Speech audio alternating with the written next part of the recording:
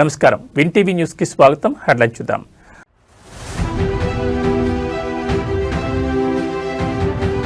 Parliament budget సమావేశాలు ప్రారంభం. రాష్ట్రపతి ద్రౌపది ముర్ము ప్రసంగంతో మొదలు.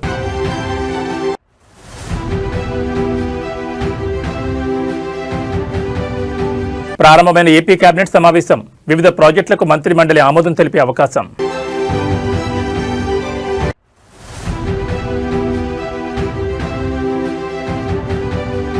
మహారాష్ట్ర డిప్యూటీ సీఎం అజిత్ పవార్ దుర్మరణం. బారామతిలో ల్యాండ్ అవుతుండగా విమానం క్రాష్.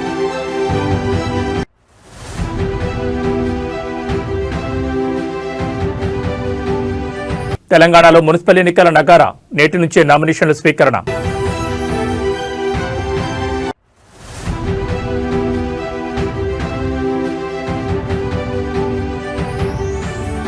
తెలంగాణ కుంభమేళాకు వేళాయే. ఇవాటి నుండి మేడారం జాతర ప్రారంభం.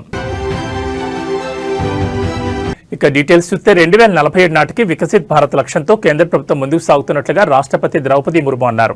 ఇవాళ పార్లమెంట్ బడ్జెట్ సమావేశాలు ప్రారంభమయ్యాయి. ఈ సందర్భంగా ఉభయ సభలను ఉద్దేశించి రాష్ట్రపతి ద్రౌపది ముర్ము ప్రసంగించారు. దేశవ్యాప్తంగా 4 కోట్ల మందికి ఇళ్లు నిర్మించాం, 10 కోట్ల మందికి కొత్తగా ఎల్పీజీ కనెక్షన్లు ఇచ్చాం. ప్రపంచంలో ధాన్యం ఉత్పత్తిలో భారతదేశం అగ్రస్థానంలో ఉంది. ఆక్వా రంగంలో ప్రపంచంలోని 2వ స్థానంలో ఉన్నాం. 150కి పైగా వందే భారత్ రైళ్లు నడుస్తున్నాయి అని ద్రౌపది ముర్ము అన్నారు. ఇన్కమ్ ట్యాక్స్ లో కీలక సంస్కరణలు తీసుకొచ్చాం. 12 లక్షల వరకు ఆదాయ పన్ను మినహాయింపు కల్పించడంతో మధ్యతరగతి ప్రజలకు మేలు జరిగింది. ఆధునిక టెక్నాలజీ పవర్ హౌస్ గా భారత్ను మారుస్తున్నాం. పీఎం సూర్యఘర్ యోజనతో సాధారణ ప్రజలు కూడా విద్యుత్ ఉత్పత్తి చేస్తున్నారు. ఈశాన్య రాష్ట్రాల్లో రైలు కనెక్టివిటీని పెంచామని రాష్ట్రపతి ద్రౌపది ముర్ము అన్నారు. ఇదిలా ఉంటే పార్లమెంట్లో విపక్షాలు ఆందోళన చేస్తున్నాయి. జి రామ్జీ సర్కు వ్యతిరేకంగా నినాదాలు చేశారు. ఈ సమావేశాలు 2 విడతలుగా జరగనున్నాయి. జనవరి 28 నుంచి ఫిబ్రవరి 13 వరకు, మార్చి 9 నుంచి ఏప్రిల్ 2 వరకు జరగనున్నాయి. ఫిబ్రవరి 1న ఆర్థిక మంత్రి నిర్మలా సీతారామన్ బడ్జెట్ ప్రవేశపెట్టనున్నారు.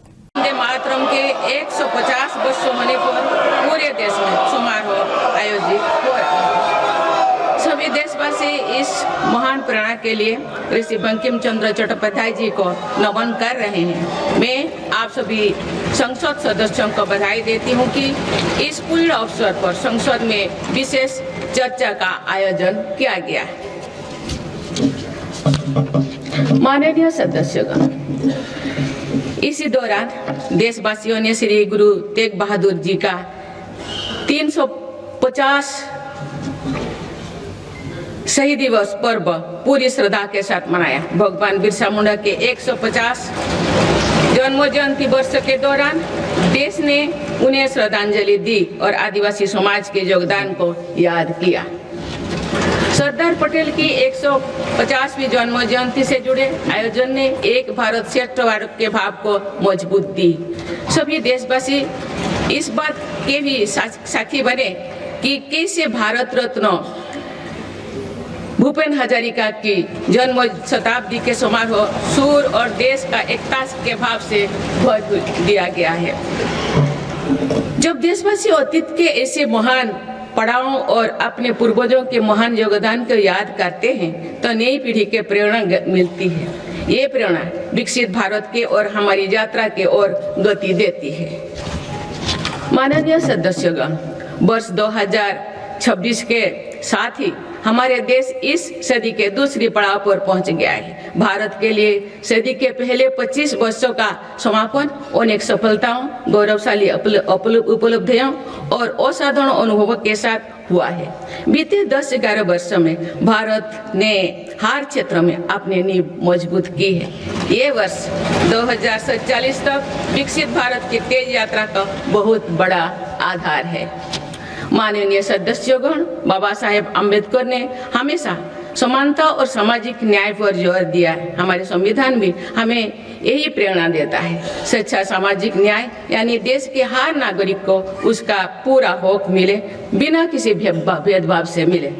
मेरी सरकार सच्ची सामाजिक न्याय के लिए समर्पित है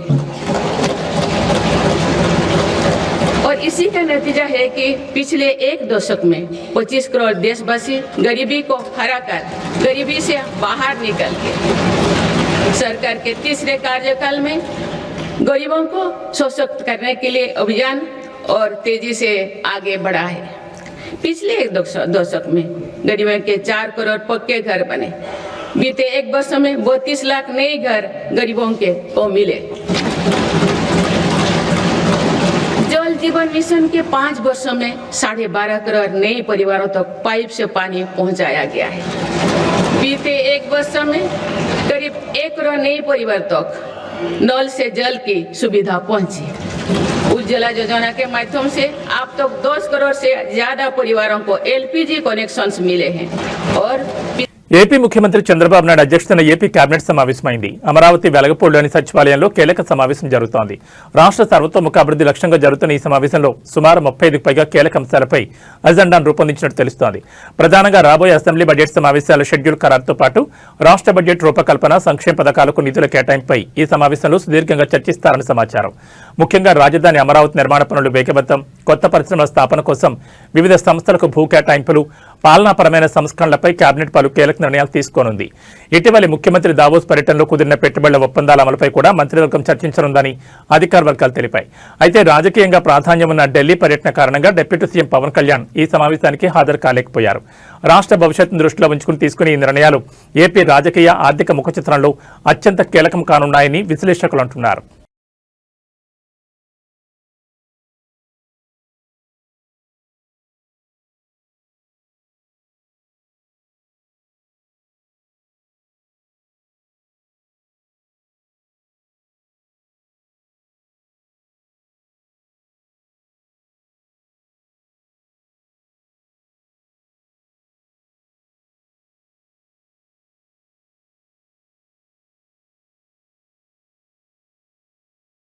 మహారాష్ట్ర డిప్యూటీ సీఎం అజిత్ పవార్ ప్రయాణిస్తున్న చార్టెడ్ ఫ్లైట్ ఘోర ప్రమాదానికి గురైంది. బారామతిలో ఎమర్జెన్సీ ల్యాండింగ్ చేస్తుండగా ఫ్లైట్ కూలిపోవడంతో భారీ మంటలు చెలరేగాయి. ప్రమాదంలో అజిత్ పవార్ సహా 6 మృతి చెందినట్లు డీజీసీఏ ప్రకటించింది. మృతుల్లో 2 పైలట్లు ఉన్నట్టు తెలిపింది. బారామతిలో జిల్లా పరిషత్ ఎన్నికల ప్రచారంలో భాగంగా ఈ రోజు మధ్యాహ్నం నిర్వహించే బహిరంగ సభలో పాల్గొనేందుకు వెళ్తుండగా చార్టెడ్ ఫ్లైట్లో సాంకేతిక లోపం తలెత్తడంతో ఎమర్జెన్సీ ల్యాండింగ్ చేస్తున్న సమయంలో విమానం క్రాష్ అయినట్టు తెలుస్తోంది. బుధవారం ఉదయం 8:45 విమానం కూలిపోగా వెంటనే భారీ మంటలు చెలరేగి అందులో ప్రయాణిస్తున్న వారంతా అక్కడికక్కడే దుర్మరణం చెందారు. అజిత్ పవార్ మరణవార్త తెలుసుకున్న ఆయన కుటుంబ సభ్యులు ఢిల్లీ నుంచి బారామతికి బయలుదేరారు. అజిత్ పవార్ మృతి పట్ల మహారాష్ట్ర సీఎం దేవేంద్ర ఫడ్నవీస్, ఇతర మంత్రులు దిగ్భ్రాంతి చెందారు. ఆయన కుటుంబానికి ప్రగాఢ సానుభూతిని ప్రకటించారు.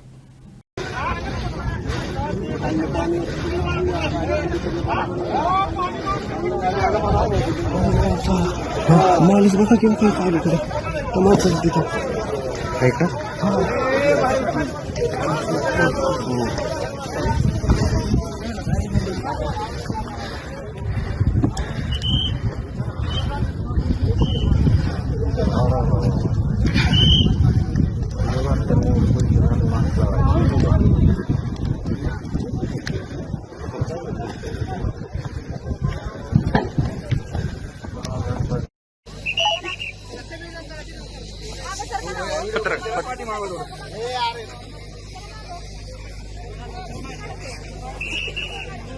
డిప్యూటీ సీఎం పవన్ కళ్యాణ్ ప్రస్తుతం ఢిల్లీ పర్యటనలో ఉన్నారు. తన పర్యటనలో భాగంగా పలు కీలక సమావేశాలకు ఆయన హాజరు కానున్నారు.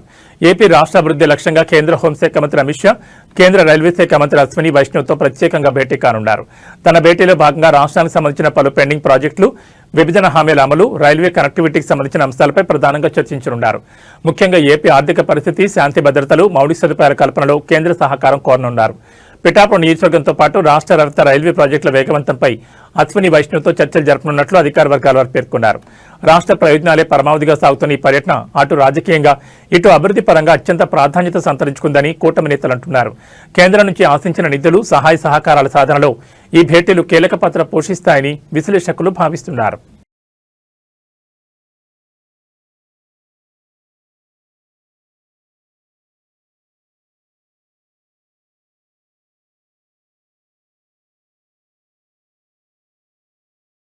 తెలంగాణలో మున్సిపల్ ఎన్నికలకు నగారా మోగింది. వచ్చే నెలలో ఒకే విడతలో ఎన్నికలు జరగనున్నాయి. ఫిబ్రవరి 11న పోలింగ్, 13న కౌంటింగ్ జరగనుంది. 16వ తేదీన మేయర్లు, చైర్మన్ల ఎన్నిక జరుగుతుంది. నోటిఫికేషన్ విడుదలతోనే రాష్ట్రంలో ఎన్నికల కోడ్ అమల్లోకి వచ్చేసింది. పురపోరు కోసం 3 ప్రధాన పార్టీలు పోటాపోటీగా సిద్ధమవుతున్నాయి. పంచాయతీ ఎన్నికల ఫలితాలు కంటిన్యూ చేయాలని కాంగ్రెస్, సత్తా చాటాలని బీఆర్ఎస్, పట్టణ ప్రాంతాలపై పట్టు నిరూపించుకోవాలని బీజేపీ చూస్తున్నాయి. తెలంగాణలో మరోసారి ఎన్నికల హీట్ పెరనుంది. ఇప్పటికే జరిగిన అసెంబ్లీ, పార్లమెంట్ ఎన్నికల్లో కాంగ్రెస్ పార్టీ ఘన విజయం సాధించగా, హోరాహోరీగా సాగిన సర్పంచ్ ఎన్నికల్లో కాంగ్రెస్ మద్దతు పొందిన అభ్యర్థులు అధిక సంఖ్యలో గెలిచి తొలి స్థానంలో నిలవగా, బీఆర్ఎస్ 2వ స్థానం, బీజేపీ 3వ స్థానంతో సరిపెట్టుకున్నాయి. కాగా గ్రామస్థాయిలో ప్రశాంతంగా ముగిసిన ఈ ఎన్నికల తర్వాత ఇప్పుడు పట్టణ రాజకీయాలకు తెరలేచే సమయం వచ్చింది. తెలంగాణలో మున్సిపల్ ఎన్నికల నగారా మోగింది. రాష్ట్రంలో 116 మున్సిపాలిటీలు 7 కార్పొరేషన్లకు ఎన్నికల నోటిఫికేషన్ విడుదలైంది. ఇందుకు సంబంధించి నేటి నుంచి నామినేషన్ల స్వీకరణ మొదలు కానుంది. ఫిబ్రవరి 11వ తేదీన ఓటింగ్ జరగనుంది. 13వ తేదీ ఉదయం 8 గంటల నుంచి కౌంటింగ్ ఉంటుంది. నేటి నుంచి ఆయా మున్సిపాలిటీలు, కార్పొరేషన్లలో నామినేషన్ల స్వీకరణ ప్రారంభమవుతుంది. జనవరి 30 నామినేషన్లకు చివరి తేదీ. జనవరి 31న నామినేషన్ల పరిశీలన ఉంటుంది. ఫిబ్రవరి 1న స్క్రూటినీపై అభ్యంతరాలు స్వీకరిస్తారు. ఫిబ్రవరి 2న అభ్యంతరాలపై తుది నిర్ణయం తీసుకుంటారు. ఫిబ్రవరి 3 నామినేషన్లకు ఉపసంహరణకు చివరి తేదీ. అదే రోజున ఎన్నికల్లో పోటీ చేసే అభ్యర్థుల తుది జాబితాను ప్రకటిస్తారు.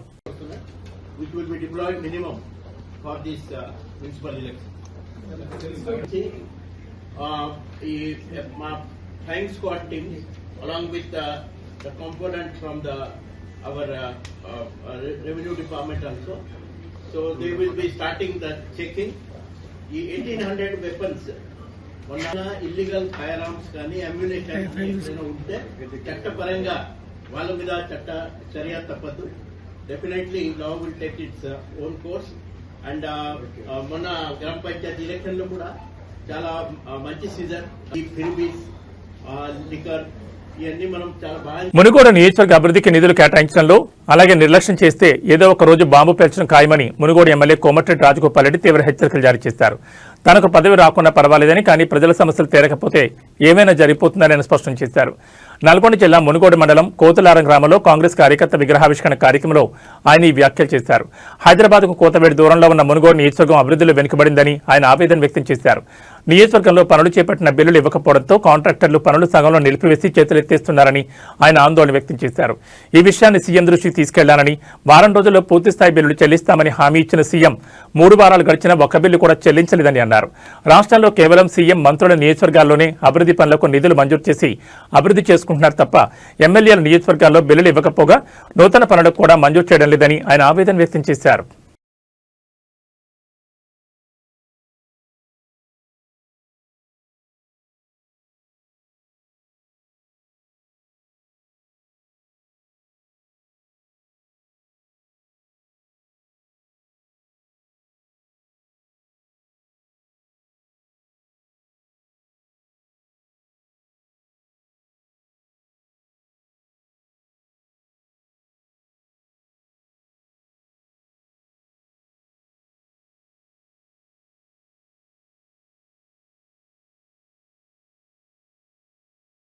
అడవి తల్లి బిడ్డల ఆత్మగౌరవ ప్రతీక, ఆసియాలోని అతిపెద్ద గిరిజన పండుగ అయిన మేడారం సమ్మక్క సారలమ్మ మహాజాతర నేడు అత్యంత వైభవంగా ప్రారంభం కానుంది.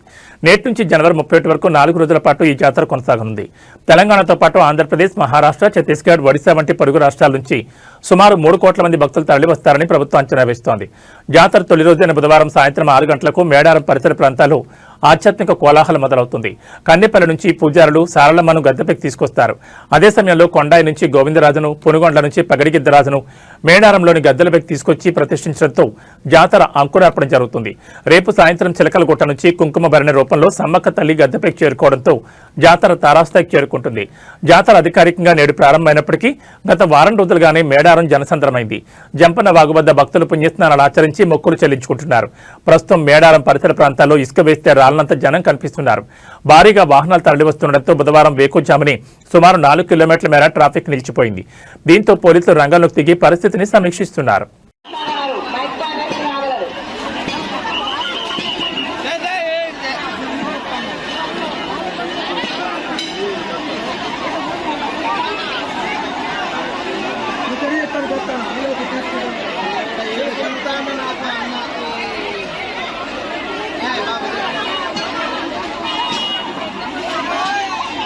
వర్ధనపేట మాజీ ఎమ్మెల్యే ఆరూరు రమేష్ తిరిగి సొంత గూటికి చేరుకోనున్నారు. బీజేపీ ప్రాథమిక సభ్యత్వానికి సోమవారం రాజీనామా చేసిన రమేష్ ఇవాళ సాయంత్రం 6 గంటలకు హైదరాబాద్లోని తెలంగాణ భవన్లో బీఆర్ఎస్ వర్కింగ్ ప్రెసిడెంట్ కేటీఆర్ సమక్షంలో ఆయన గులాబీ కండువ కప్పుకోనున్నారు. వర్ధనపేట మున్సిపల్ ఎన్నికల వేళ ఆరూరు రమేష్ తిరిగి బీఆర్ఎస్ పార్టీలో చేరనుండటంతో రాజకీయ ప్రాధాన్యం సంతరించుకుంది. 2024 మార్చిలో బీఆర్ఎస్ ను వీడి బీజేపీలో చేరిన రమేష్ అదే ఏడాది జరిగిన లోక్సభ ఎన్నికల్లో వరంగల్ పార్లమెంట్ నియోజకవర్గం నుంచి బీజేపీ అభ్యర్థిగా పోటీ చేసి ఓడిపోయారు. ఆ తర్వాత రాజకీయంగా ఆశించిన స్థాయి ప్రాధాన్యం లభించకపోవడం, పార్టీలో క్రియాశీలక ప్రాధాన్యం తగ్గిపోవడం ఆయన అసంతృప్తికి కారణమైనట్టు తెలుస్తోంది.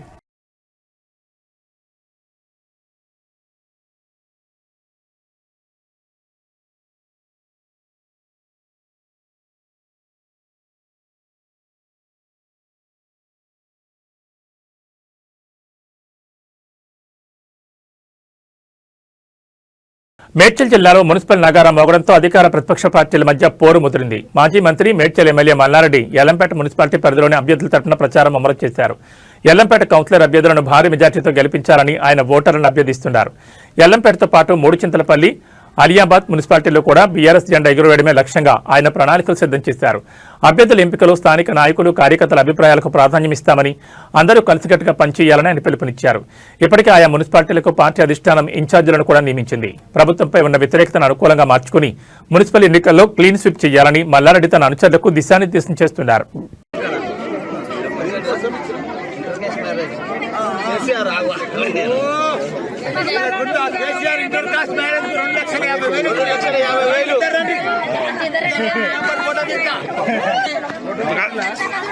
ఇంటర్ కాస్ట్ మ్యారేజ్ కు కేసీఆర్ గారు 2,50,000 ఇచ్చిండు. ఆ రోజు మంచిగా వాళ్ళు పెళ్లి చేసుకొని మంచిగా వ్యాపారం చేసుకొని మంచిగా కొడుకుని కానీ నింపడంగా ఆశీర్వాదంతో నడుస్తున్నావా.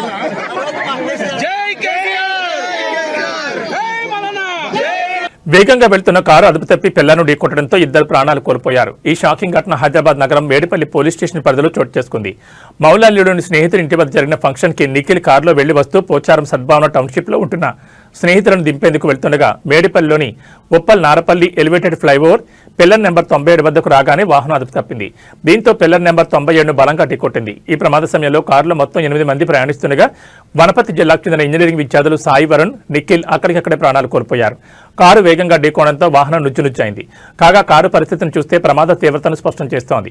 ఇదిలా ఉంటే ఈ ఘటనలో వెంకట్, రాకేష్, యశ్వంత్ అనే ముగ్గురు విద్యార్థులు తీవ్రంగా గాయపడగా వారి పరిస్థితి ప్రస్తుతం విషమంగా ఉన్నట్టు సమాచారం.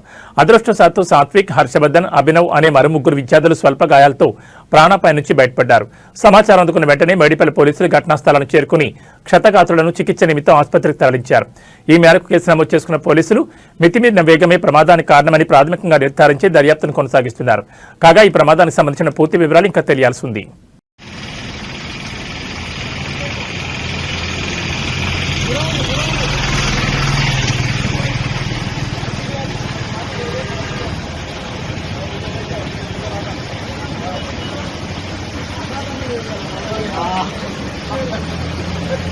ఓ ఆటో బోల్తా కొట్టడంతో మద్యం సీసాలు రోడ్డున పడిన ఘటన చిత్తూరు జిల్లాలో చోటు చేసుకుంది. పోలీసులు తెలిపిన వివరాల ప్రకారం ఓ ఆటోలో మద్యం సీసాలను తరలిస్తున్నారు.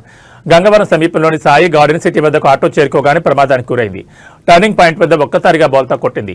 ఈ ప్రమాదంలో ఆటో డ్రైవర్ రాజే తీవ్రంగా గాయపడ్డారు. గమనించిన స్థానికులు వెంటనే ఆటో డ్రైవర్ను చికిత్స కోసం పలమనేరు ఏరియా ఆసుపత్రికి తరలించారు. అతని పరిస్థితి విషమించడంతో అక్కడి నుంచి చిత్తూరు ప్రభుత్వ ఆసుపత్రికి వైద్యుల సూచన మేరకు తీసుకెళ్లారు. ప్రస్తుతం రాజయ్య చిత్తూరు ప్రభుత్వ ఆసుపత్రిలో చికిత్స పొందుతున్నారు. అయితే ప్రమాదం జరిగిన వెంటనే ఆటోలో తీసుకెళ్తున్న మద్యం సీసాలు రోడ్డుపై చిందరవందరగా పడ్డాయి. వాటిలో కొన్ని బాటిళ్లు పగిలి మద్యం రోడ్డుపై పారింది. గమనించిన స్థానికులు బాటిళ్లను సేకరించి ఒక పక్కన పెట్టారు. విషయం తెలుసుకున్న పోలీసులు సంఘటనా స్థలాన్ని చేరుకుని విచారించారు. ప్యాసింజర్ ఆటోలో భారీ ఎత్తున మద్యం తరలించాలని గుర్తించారు. అయితే మద్యాన్ని కొత్తపల్లి గ్రామంలోని ఓ బెల్ట్ షాప్ తరలిస్తున్నట్లు పోలీసుల విచారణలో తెలిసింది. ఘటనపై పోలీసులు కేసు నమోదు చేసుకుని దర్యాప్తు చేస్తున్నారు.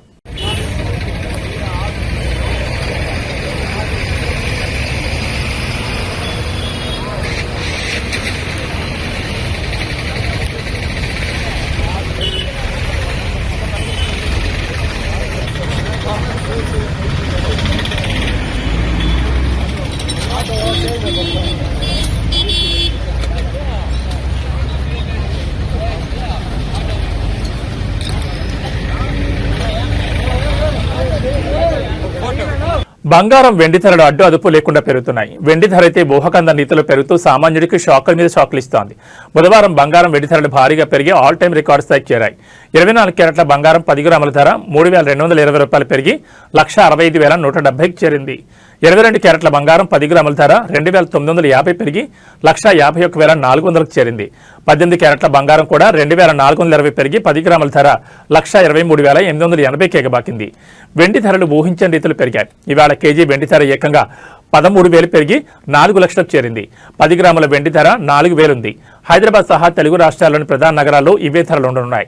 పెళ్లిళ్లు, శుభకార్యాలకు బంగారం, వెండికి ప్రాధాన్యమిస్తారు. ముఖ్యంగా మన భారతీయ స్త్రీలకు బంగారం అంటే మక్కువ. పెళ్లిళ్లు, ఓణీల ఫంక్షన్ల సమయంలో ఆడపిల్లలకు 10 తులాల పట్టీలు కొనాలన్నా 40,000, 45,000 వరకు ఖర్చు అవుతుంది. వెండి ఈ స్థాయిలో పెరగడంతో ఇప్పుడే ఇలా ఉంటే అసలు మున్ముందు వెండి కొనే పరిస్థితి ఉంటుందా అని ఆందోళన చెందుతున్నారు.